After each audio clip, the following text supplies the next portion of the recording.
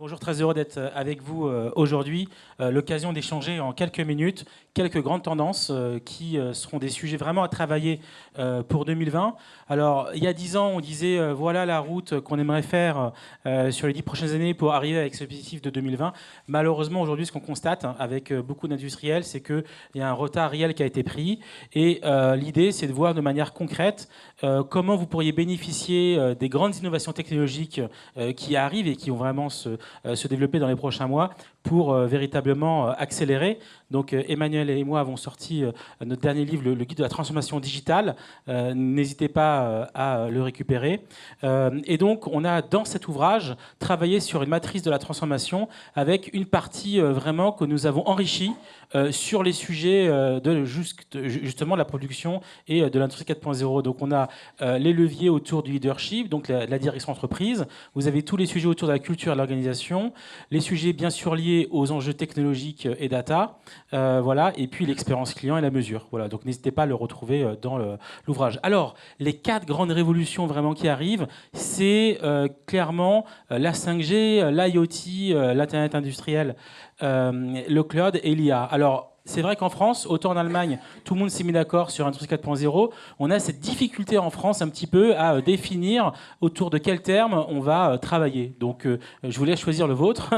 C'est pas évident, mais voilà un peu le contexte. On l'évoquait à l'instant. La 5G, donc les enjeux de connexion. On sait que les gros opérateurs français se préparent pour une sortie commerciale pour l'été prochain, avec l'appel d'offres qui aura lieu en tout début d'année. Donc ça va avoir des conséquences assez importantes sur toute la partie industrielle.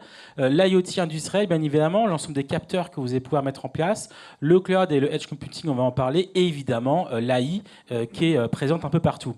Alors, pour certains, on rentre clairement dans dans le sixième cycle Kondratiev, avec, on a eu évidemment la machine à vapeur, le rail, l'électrification, l'automobile. Derrière, on a eu les premières révolutions technologiques. Et là, avec justement la 5G, l'IoT, le cloud et l'IA, on rentre pour certains dans une nouvelle ère qui pourrait durer 20 ans.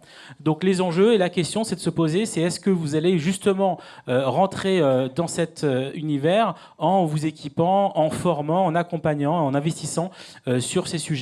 On citera en quelques secondes effectivement l'EVP de Qualcomm qui dit voilà, on a cherché à connecter les hommes les 30 dernières années, les 30 prochaines, c'est comment on connecte les objets entre eux. C'est là la véritable discussion. Et il est intéressant de noter que dans la définition de la 5G, justement par rapport à la 4G, beaucoup d'industriels ont été impliqués dans les normes pour vraiment en faire non seulement une norme qui va utiliser les télécoms, mais aussi une norme industrielle. Et ça, c'est bien vu de l'IUT à Genève. Alors, la 5G, en 2 secondes, c'est évidemment plus de débit, je pense que là, tout le monde l'a compris, mais c'est aussi un maillage beaucoup plus fort, la capacité d'avoir beaucoup plus d'objets au kilomètre carré qui sont en capacité d'interaction. Et aussi, évidemment, et ça c'est très important pour les usines, ça va être effectivement moins de latence. Et par rapport à la 4G, ça pourra permettre de mesurer vraiment au plus près et de prendre des décisions beaucoup plus rapides. Du coup, la 5G va permettre l'ensemble de ces nouvelles expériences, qu'elles soient entre humains et machines et entre machines. Et on le voit sur la droite du slide, tout ce qui va être justement machine learning basé sur l'analyse vidéo, tout ce qui va être cloud computing et l'automatisation industrielle, ça c'est vraiment des choses qui vont être accélérées par la 5G. Alors, évidemment, au-delà des enjeux de cloud et autres, ce qui va être particulièrement intéressant aussi, c'est justement ce qui va être lié au edge. Cette capacité au plus près de la production, d'avoir une puissance de calcul qui va permettre de prendre des bonnes décisions et de pouvoir effectivement permettre de l'optimisation extrêmement rapide. On l'évoquait, la 5G et le cloud. Donc là, 90% des données aujourd'hui sont traitées dans le cloud. Et on pense que 2 à 3 ans, 75% de ces données seront gérées en dehors des data centers, directement au plus près de la production grâce au edge. Donc c'est quand même une piste intéressante à suivre. L'AI, évidemment, tout le monde en parle. En simplifiant, l'idée c'est de dire que c'est l'idée de transformer des données en action. Et si on se concentre, et c'est pratiquement le mot de la fin, sur l'idée en fait que l'Europe a d'un côté tous ces gros acteurs industriels asiatiques et de l'autre les gros acteurs américains. Il y a évidemment une place pour les industriels européens. Il faut la trouver, il faut investir. On rentre dans l'ère de l'hyperspécialisation. C'est un challenge extrêmement important pour vous. Et donc, vous allez avoir d'un côté tous ces gros acteurs logiciels qui se développent. Et vous, pour la plupart, donc acteurs industriels, cet enjeu, en gros, de gagner en rapidité, en scalabilité, en rentabilité, pour essayer d'émerger et continuer à accélérer. Pour conclure, l'AI, l'intelligence artificielle au service de l'industrie, c'est l'ensemble de ces leviers sur lesquels vous pouvez vous positionner. Je passe la parole à Emmanuel. Alors on a essayé de faire un petit focus par rapport au-delà de ces 4 grandes technologies sur un petit peu vos enjeux. C'est vrai que quand on voit une usine, c'est énormément de différentes technologies, d'ailleurs souvent d'âges divers et variés, vive le legacy, et on a essayé d'organiser un tout petit peu ça, on va dire, en grand challenge. Donc le premier, c'est vraiment celui de la robotisation, qui a déjà démarré il y a un certain temps. Effectivement, on va retrouver les robots, les cobots, donc des robots qui peuvent travailler avec les personnes. On a aussi des drones, les robots, évidemment, on se dit toujours qu'est-ce qui va se passer demain dans nos usines, est-ce qu'on va remplacer tous les salariés. Alors évidemment, dans certains cas, quand c'est vraiment pénible ou dangereux, pourquoi pas, mais on voit que la plupart du temps, on est plutôt sur de l'humain augmenté, les exosquelettes, les cobots et autres, ne serait-ce que pour des soucis de rentabilité, et puis tout simplement les AGV qui nous permettent au final de passer d'une ligne de production qui était fixe avant, qui était quand même très lourde et compliquée à faire évoluer, à une ligne de plus en plus flexible pour pouvoir demain, pourquoi pas, produire le matin un certain produit, l'après-midi un autre. Et c'est vrai qu'à Hanovre, on a vu énormément de technologies de ce type-là. Sur l'automatisation aussi, il ne faut pas oublier, on parle beaucoup du véhicule autonome, mais demain, c'est aussi le transport autonome. Donc sur la supply, il va y avoir des vrais enjeux assez intéressants en termes de réduction de coûts. On voit déjà aux États-Unis où là on a des grandes distances où on est à 90 miles en ligne droite. Finalement on va passer du porte-container transpacifique à tout simplement un transport autonome industriel. Donc là il y a aussi des choses à regarder de ce côté-là. La deuxième chose, c'est le jumeau numérique. Alors tout le monde en parle de ce digital twin. Alors évidemment on voit bien le potentiel. Avant on avait déjà plein d'outils. On avait des outils de planification de production, de planification de maintenance. On a le bâtiment aussi avec le BIM connecté ou digitalisé. L'idée, c'est que derrière ce digital twin demain, entre la conception, mais aussi l'exploitation et le suivi de la production, on puisse piloter tout ça de manière bien plus optimisée. Alors facile à dire, maintenant, qui le paye, combien ça coûte, à qui appartient la data, où elle est stockée. On voit bien qu'on en est encore qu'au début, même si on voit de plus en plus d'usines pilotes sur ces sujets-là. L'IoT dont Vincent a parlé, que ce soit des capteurs connectés au cloud ou au edge, avec toute cette problématique de connectivité. On parle de la 5G, mais on a aussi LoRa, Sigfox, les nanosatellites qui sont en train d'arriver. Donc on a plein de nouvelles façons de pouvoir récupérer cette donnée-là. Et cette donnée, il y a un enjeu, c'est l'interopérabilité. On voit bien qu'aujourd'hui, on a plein de systèmes d'information, plein de systèmes digitaux.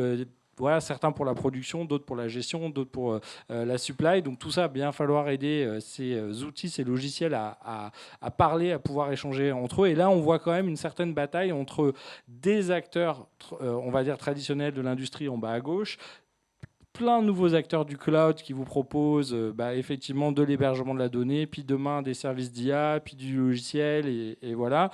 Et effectivement, tous les gens de la connectique et du réseau. Et on voit bien que voilà, tout le monde a envie de s'emparer de l'industrie. Maintenant, peut-être que chacun n'a qu'un bout de la réponse. Donc, on va avoir plein d'alliances et plein de travail pour optimiser les standards. On voit bien qu'il y a des rapprochements. OPC-UA sera certainement une des solutions potentielles, mais on voit bien que c'est compliqué. Il y a de la connectique logicielle dans le cloud, mécanique, électronique. Donc il faut bien que tout ça à un moment arrive à se parler. Et puis on a plein d'appareils dans les usines qui ne datent pas d'hier. Donc on ne va pas tout changer non plus. Donc comment on upscale les anciens. La data, on voit bien que c'est un énorme sujet. On parlait bien de l'IA tout à l'heure. Sans data, il n'y a pas d'IA. L'IA, il faut bien la nourrir.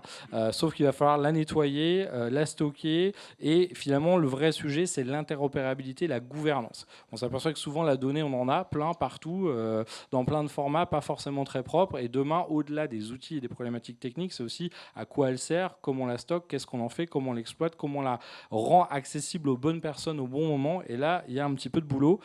avec des enjeux évidemment de sécurité. On a vu tous les attaques de virus et de ransomware dernièrement. Voilà, ça peut coûter vite très cher. L'IA, évidemment, on pense à Tesla et aux nouvelles usines, mais on en a plein en Europe. Là, je vous ai mis celle de Lizy en Île-de-France. Donc, beaucoup de choses pour améliorer, optimiser, gagner du temps, gagner en productivité. Et puis pour terminer la maintenance, donc là évidemment ça peut passer de comment on va dire réduire le temps d'apprentissage. Donc là on va utiliser la réalité augmentée ou la réalité virtuelle pour former en amont les opérateurs avant même qu'à la limite l'usine soit sur pied ou le nouveau dispositif industriel.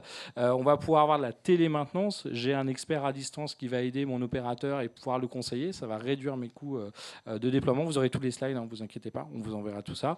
La réalité augmentée mixte, on voit bien là Dacry qui vient de faire faillite, ce n'est pas si simple de proposer des casques en milieu industriel pour nous aider. On voit bien l'idée qui est très sympa. Après, il y a la réalité du terrain, la batterie, la qualité, l'affichage et toutes les contraintes qu'on a en milieu industriel, mais on pense que ça va se développer à terme. Et puis la maintenance, des fois, c'est aussi bête qu'analyser les vibrations. Alors là, c'est sur la voiture, mais ça pourrait être sur une machine pour anticiper à l'avance les risques de panne.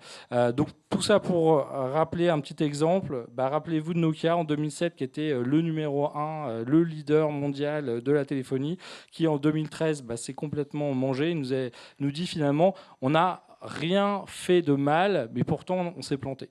Et donc se planter, c'est pas toujours faire une énorme erreur ou partir dans le mur, c'est des fois juste bouger moins vite que le marché. Et à un moment, quand effectivement il y a des ruptures technologiques ou des changements, on va dire concurrentiels, effectivement quand on rate un gros virage, des fois ça se paye très cher. Et même si on a été bon dans le passé, c'est pas toujours une garantie pour le futur.